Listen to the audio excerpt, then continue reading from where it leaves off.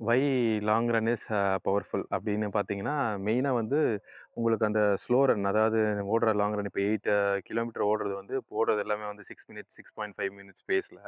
அந்த டைமில உங்களுக்கு வந்து மெயினா உங்களுக்கு ஒரு விஷயம் கத்துக் குடுக்கும். ஏன்னா, ஸ்லோ ரன் தான் வந்து இருக்கிறதுலே ஹார்டஸ்ட் லெசன்ஸ வந்து கத்துக் குடுக்கும். நெறைய விஷயம் உங்க மண்டையில ஓடும். பழைய திங்ஸ் ஓடும், தாட்ஸ் ஓடும். எல்லாமே ஓடிட்டு ஒரு டைம் பீரியட்ல வந்து மைண்ட் வந்து கிளியர் ஆயிட்டு கம்ஃபர்டபுளா அப்படியே காமா எந்த பிரச்சனையும் மண்டையில ஓடாம, ஒரு நிதானமான ஒரு இதுல இருக்கலாம். அந்த ரீசனுக்காக தான் நான் வந்து லாங் ரன்ன சூஸ் பண்ணேன். இன்னொன்னு இந்த என்ட்யூரன்ஸ் ஃபேக்டர். அது என்னன்னா, எனக்கு ஷார்ட் ரன் எடுத்தோம்னா, சீக்கிரம் ஓடி முடிச்சுட்டு ஒரு ஒரு மாரி நாக்கு தள்ளுற மாரி இருக்கும். அது நார்மல் தான். ஏன்னா சீக்கிரமா கெட் டயர்ட் ஆயிடுவோம். அடுத்த நாள் வந்து நமக்கு மோட்டிவேட் ஆகாது, அந்த விஷயத்த பண்றதுக்காக. பட் லாங் ரன் அப்படி கிடையாது. ஏன்னா உங்களுக்கு வந்து நீங்க ஒரு கம்போஸ்ட் பேஸ்ல தான் ஓடுறீங்க.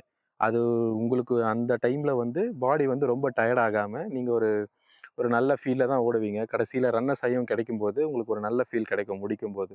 அந்த ரீசனுக்காக தான் எனக்கு நான் லாங் ரன் சூஸ் பண்றேன். உங்களுக்கு நீங்க என்ன லைஃப் ஸ்டைலுக்கு ஏத்த மாரி, எது உங்களுக்கு ஏத்த மாரி இருக்கோ, அத நீங்க சூஸ் பண்ணி ரன் பண்ணுங்க. இதே விஷயம் தான் வந்து கரியர்லயும் எனக்கு நடக்குது. ஏன்னா நான் ரெகுலரா ஸ்லோ ரன் அதாவது ஸ்லோவா தான் வந்து career growth, money growth and discipline எல்லாமே வந்து ஸ்லோவா தான் நடக்குது. ஸோ அது நான் இந்த லாங் ரன் எனக்கு கத்துக் குடுத்தது இந்த விஷயங்கள் எல்லாமே தான். எல்லாமே ஸ்லோவா தான் நடக்கும். அதே மாரி நீங்க கன்சிஸ்டன்ட்டா இருந்தா மட்டும் தான் ஜெயிக்க முடியும். So that's it. ஸோ நீங்க எந்த ரன்ன சூஸ் பண்றீங்கன்னு பார்த்து, உங்க கரியருக்கு ஏத்த மாரி பண்ணுங்க. அதாவது உங்களோட லைஃப் ஸ்டைலுக்கு ஏத்த மாரி பண்ணுங்க. That's it. Be strong, be happy, piece.